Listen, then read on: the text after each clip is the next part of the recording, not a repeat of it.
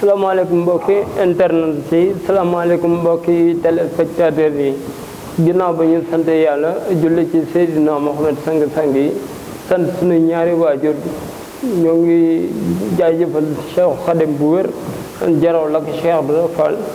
su mën taxa Mbàkke yàlla na fi yàgg te wér ak bépp kilifa diine bu nekk Sénégal ak bépp kilifa aada ak jàng bi ñu ngi ñaan yàlla jàmm yàgg fi sax fi fii suñu réew di Sénégal ak bitim réew tey nag ñoo ngi am mbégte ak contentement di ñëwal fii ci seen émission bataaxal bi nga xam ne ñoo ko faral di def ak yéen bii di sunu 3e numéro ginnaaw ba ñu defee bu Thierno Souleymane Baal def bi nga xam ne mooy El Hadj Omar Foutiyou Tall te nag yàlla da def ni dañoo jëlaat beneen daanaan beneen mag ju baax ji nga xam ne bokk na ci ñi nga xam ne ñoo tax tey fii ñu toll nii jàmm ji ñu am ci Sénégal yàlla def ci barke ñoom ñoo tax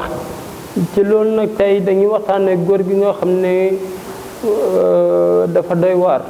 dimension exceptionnelle un homme multidimensionnel wax ci sax day xaw metti ndax géeju maamu lan la tànk yi du ko tax a jeex kooku nag dañuy wax mooy kan kooku mooy Cheikhul Khadim Cheikhul Khadim mooy l'homme qui a su du non au moment où le refus était un suicide par 3 choses par son Coran son chapelet et son verbe kooku nag bi ñu wax ci moom defe naa ni dina metti trop ndax xam ko yombul ndax ni mu ko waxee woon rek ñett wa xam yàlla moo xam yonent bi ak ñi murid saadix bu nekk ci bàmmel ci loolu tey dañuy jël ci beneen facette Cheikhul Khadim mooy la politique et la révolution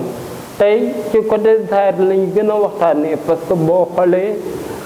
Cheikhul Khadim bu ñu waxtaan ci moom ñu bëri dañuy gis côté mystique bi ak mystérieux ak mystère bi tey nag dañoo bëgg a waxee ci côté bi nga xam ne zahir la ci njëriñu àdduna bi nga xam ne def na ko te dara taxul lu jëriñ doomu aadama ci loolu nag ñuy tàmbale ci moom mi nga xam ne moom mooy ki nga xam ne mooy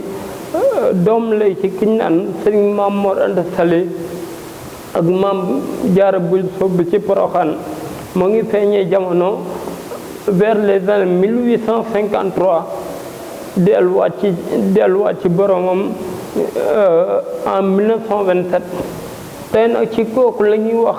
Cheikhul Khadim dund na at ci nombre d'années bi mu dund ci at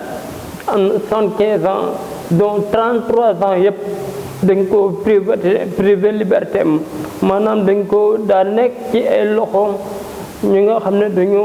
dañ ko bëggoon xañ liberté am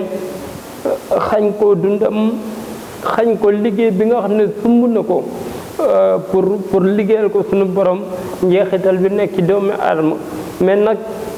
yàlla buy defar day mel ni kuy yàq te loolu nag moo doon mission am ndax booy xool Cheikhul Khadim ci courant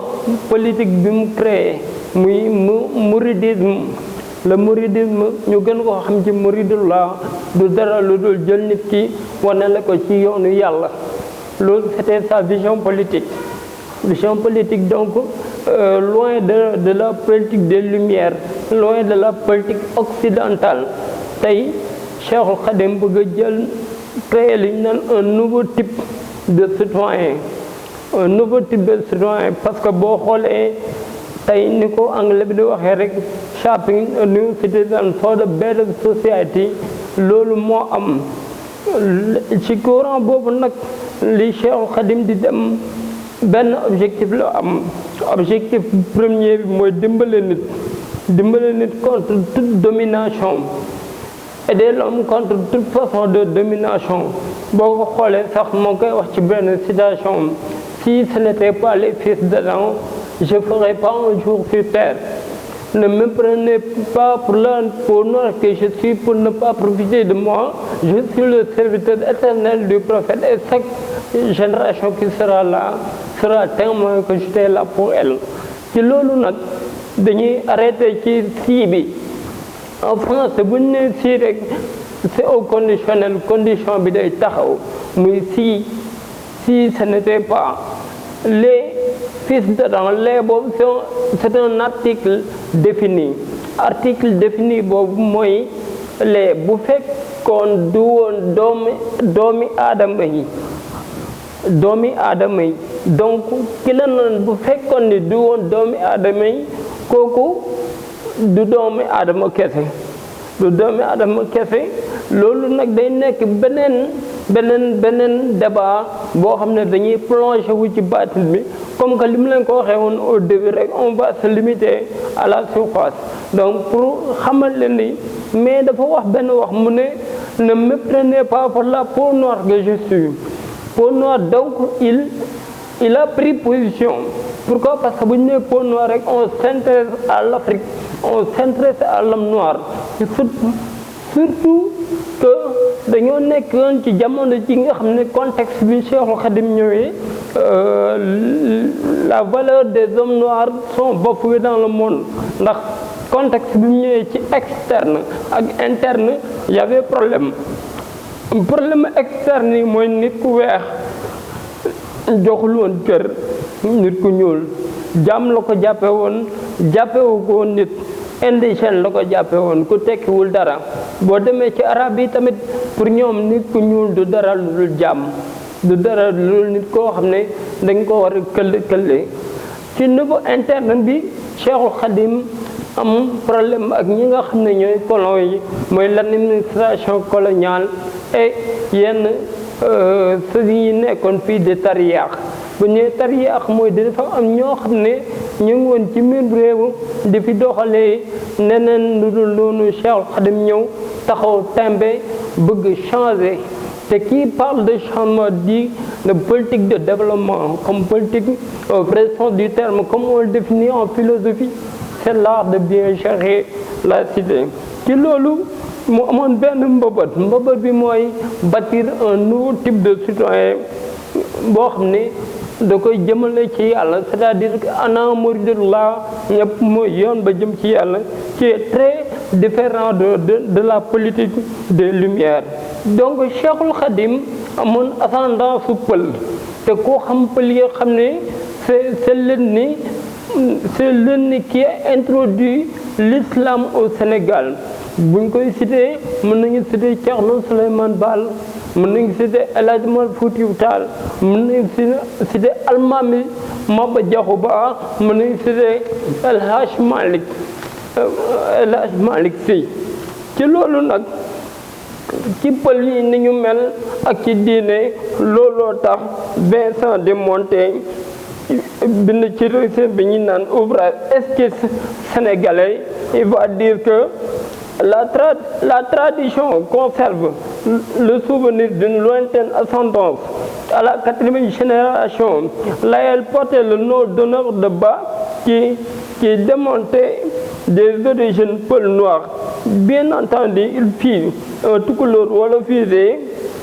fixé, marié, naturalisé en pays wolof. Kooku la naan Cheikhul Khadim donte pël la mais dëkk na ci biir wala fii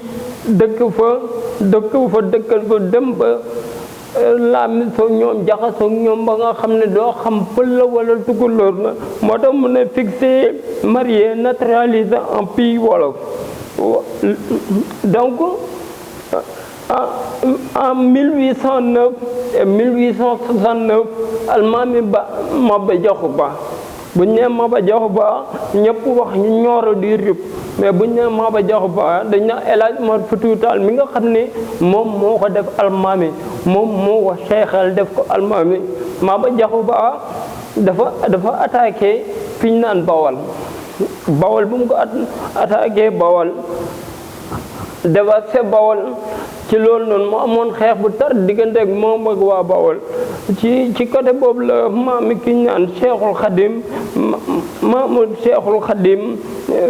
Sëriñ Balla Coro génn àdduna ba mu génnee àdduna nag léegi Almaami Maba Diakhou Ba jël waajur Sëriñ Tuubaa bu góor ak seen waa kër yóbbu leen fa ñu nekk ci Poroxaan nag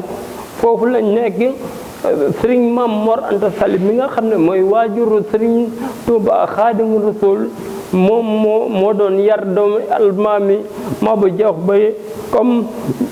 comme sayar mati lay doon leen jàngal doo leen yar doo leen tett ci diine en même temps mu fay occupé poste bu ñu naan kadi.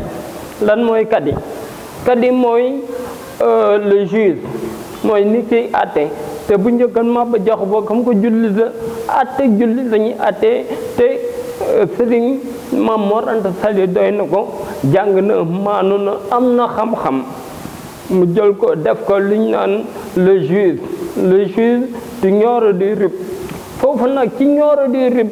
la Sëriñ Tuuba Xaadimu Rasuul xamante ki ñu naan Lat Joor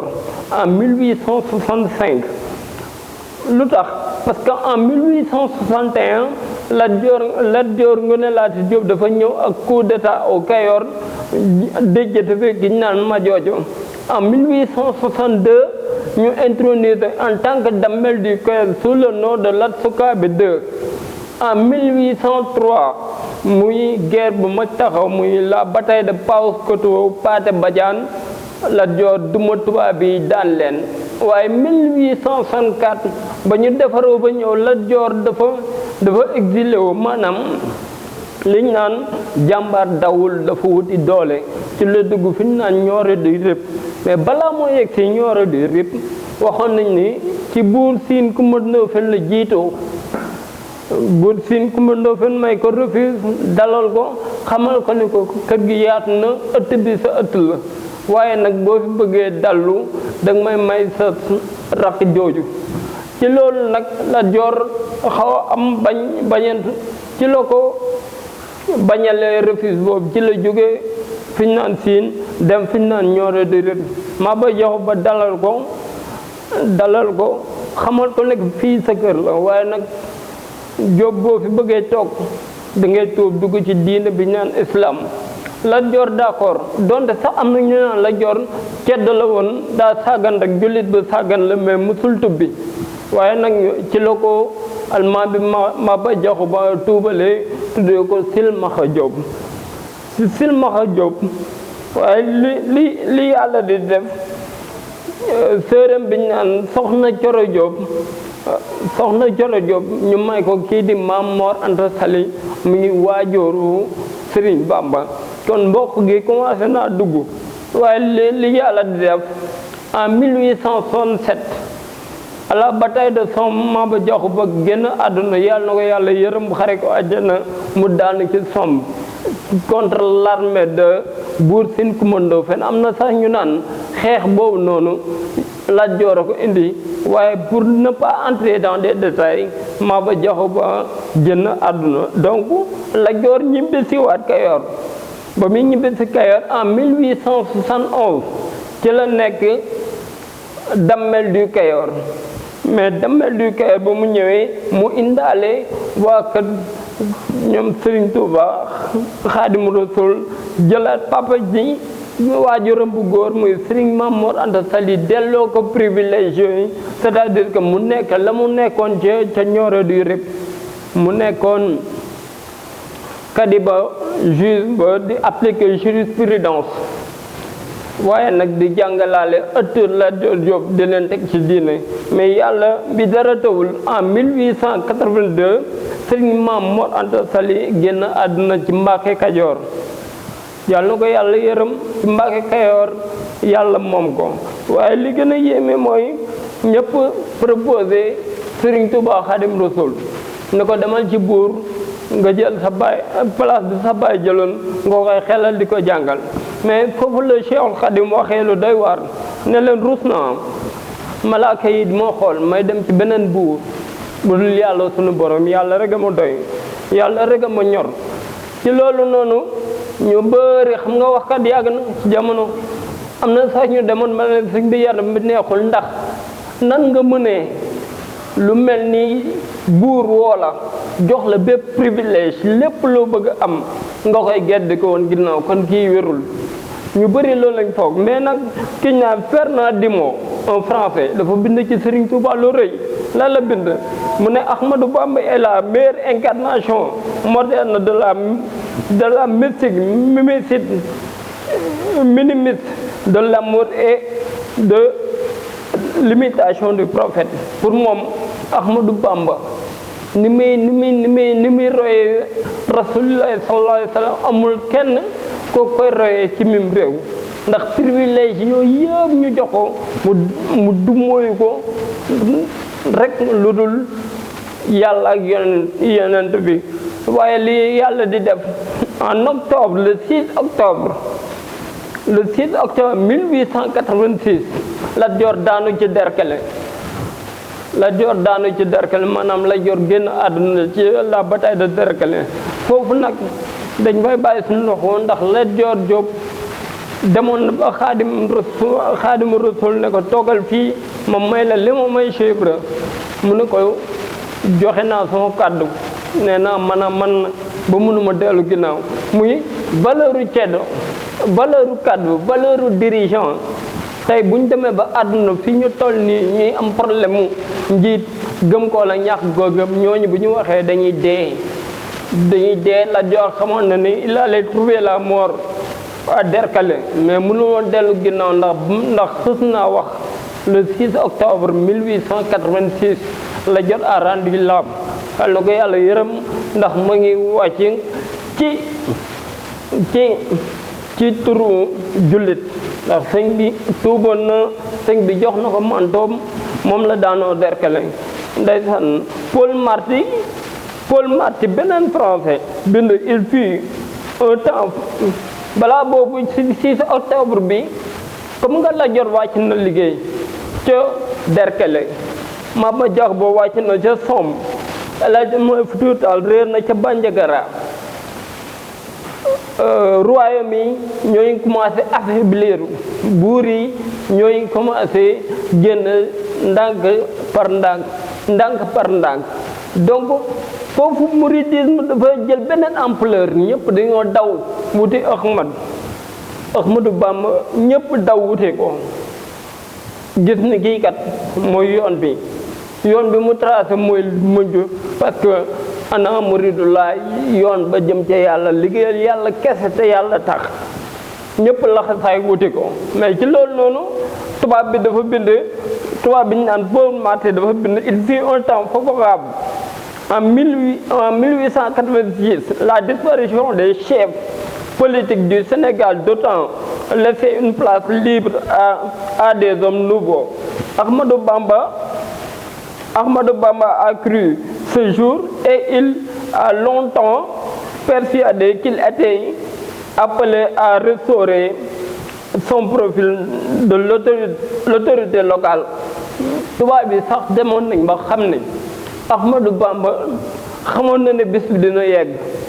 ndax kat booy xool ñëpp daanu nañ ñu ma leen waxee buur yëpp daanu nañ buur ceddo yëpp daanu nañ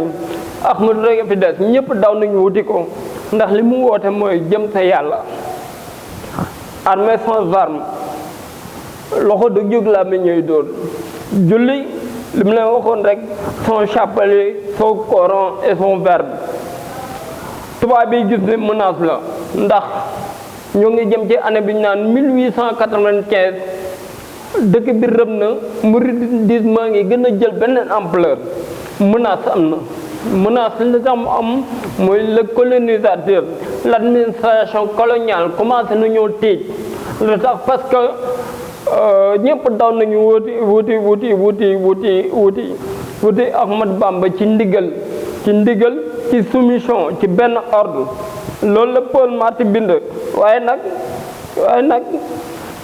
ñu accuser ko accusation ba trouble à l'ordre public moo tax trouble à l'ordre public ak a yàgg administration bu la bëggee tuumaal rek dal naan trouble à l'ordre public ndax pour ñoom Cheikhul Khadim menace lu tax li ñuy wëri wutiw ko mais ñëpp a ngi daw wuti ko donc tubaab bi xam na ne li mu doon xeex li mu fi jëlee jàpp na jeex na mooy buur yi mu daan jël rey leen Bawol Kayoor Waalo ba fépp ba daj Ahmadou borom jaam ñi posé leen problème ci lañ ko taxé trouble à l'ordre public mais ba ñëw ci trouble à l'ordre public boobu jaaxle ci le rapport du mouridisme. Paul Marty a écrit le regroupement d'une seule mais dans plusieurs milliers d'hommes qui paraissaient totalement soumis à leur chef et au sëriñ à qui un mot d'ordre de ce chef pouvait gravement nuire à la tranquillité générale. Donc c'est le péril de l'anarchisme mystique et religieux aboutissait à l'anarchie publique. Rapport au mouridisme loolu la Paul Marty bind. Paul Marty lu tax mu bind loolu parce que ñoom li ma leen wax rek jàpp nañ ne loolu menace la jàpp nañ ne Cheikhul Khadim menace la ñoom parce que moo ngi woo nit ñi ci yoonu yàlla. bind nañ ko rapport bi jóg na mais en 1895 le mouridisme prend de l'ampleur gën a jóg gën a am doole ndax lu yëngu lu ne la ko yëngu la ko doole te Cheikhul Khadim kenn xamul lan la. mais non seulement Sénégal mais en Gambie tamit moo ngi jël ampleur nit ñaa ngi daw di laxasaay di jëm si kiñ nan Ahmadou Bamba, l'homme qui a dit non au moment où le refus était un suicide. L'administration coloniale l'accuse de trouble à l'ordre public et d'achat d'armes illégales et dit que ses disciples refusent de payer des impôts. muy bëri ay chef d'accusation benn bi mooy trouble à l'ordre public ku jugul dóorul xastewul saagawul kooku na lay troubler l'ordre public. ñu ne day jënd ay armes ndax préparer guerre civile guerre sainte contre ñoom. beneen bi ñu ne taalibe yi dañoo bañ a joxe impôt mais pour wax loolu foofu daam leneen lu fa xew mooy mbaaxaan muy caatu Lat Joor mbaaxaan dafa sonaloon sëñ bi. mbaaxaan caatu Lat Joor la woon dafa dem ci tubaab bi xamal leen Sëriñ Tuubaa kat moo ngi jënd ay armes moo ngi préparé pour songu leen. C'était bien avant en 1895 moo ngi préparé songu leen ci loolu nag ñu ne ko mbaa li ngay wax leer na ma non ci la ñu interpellé gi ñu naan Buur Siin Kumba Ndoofeen nga xam ne dëgg rek mooy dëgg Buur Siin Kumba Ndoofeen il n'avait rien à perdre et il n'avait rien à gagner dëgg rek ay dëgg ceddo yi foofu la ñu amee dignité foofu la ñu amee ngor foofu la ñu amee li ñu naan la loyauté dafa am solo mu accusé woon sëñ bi yokkali ko wàññiwu ko mais dafa am solo daf leen ne kii ma gis nii livre bu ndaw boobu lay yor sata lamba ak sijaadam bi kooku talul leneen du sunu boromam boobu mais kooku du kii jël arme ñu ne ko li ngay wax nii ba xam dëgg la ci bu ñu demee fekk fa ay arme mu ne leen teg naa sama trône c'est-à-dire que sama chaise ak sama manteau bis boo leen gisee ay arme biir que Cheikhul Khadim nekkatuma Buur Siin waaye nag dama leen wax ngeen surveiller mbaaxaan ndax mbaaxaan kàccoor la mën na faa dugal ay arme te duñ ko yëg bañ demee ba biir sa gis ñu yooyu yëpp dañ ko Cheikhul Khadim daa ñëw ne ko ana loo ci jublu mu ne ko sëñ bi dama ne fii jekk na waaye dama ne bu ñu fàtte fëlaw sëñ bi ne ko duñ la fàtte fii duñ la fàtte fëlaw looloo waral cant jaxaw sii nii boo demee mais en 1895 ñu dellu si trouble à l'ordre public refus de payer des impôts ak achat ay armes illégales Clément Tomor, qui est l'ancien administrateur, bien l'ancien gouverneur, avait écrit à Serigne Touba que ne ko na jël taalibe yi yóbbu leen seen kër. Cheikhul Khadim wuyu ko appliqué wul ordre boobu parce que li ñuy wax ci olof mooy cell day lakk gàtt waxkat. On répond l'imbécile par le silence. Serigne Bamba wuyu ko tontu ko ci loolu noonu mu bind ko ay lettres yu bëri sëñ bi faale ko lijjanti ko nekk ci li mu nekk mooy nekkal yàlla. waaye en 1890 Clément Thomas dafa dem retraite ki ko remplacé mooy kan muy Henri Félix de La Motte. Henri Félix de La Motte mu nekkoon ku ñàkk teggin mu nekkoon ku bon mu nekkoon ku soxor mu nekkoon ku amul benn taalibe jàpp nag taalibe yi di leen maltraité di leen xooxatal di nangu seeni am sëriñ bi nag ci la gis ni wuy ji jot na ci la décidé wuy ji le 12 août 1895 ca Mbacke Bari ci la ñu dajee fi ñu naan ci lañu dajee fi ñu naan foofu ci jeewal lañ daje ba ñu dajee ci jeewal ci la ko Henri Félix de La Motte jël yóbbu ko Ndar bu mu ko yóbbee Ndar mu nekkoon ci administration coloniale bi foofu noonu pour ñu koy xaar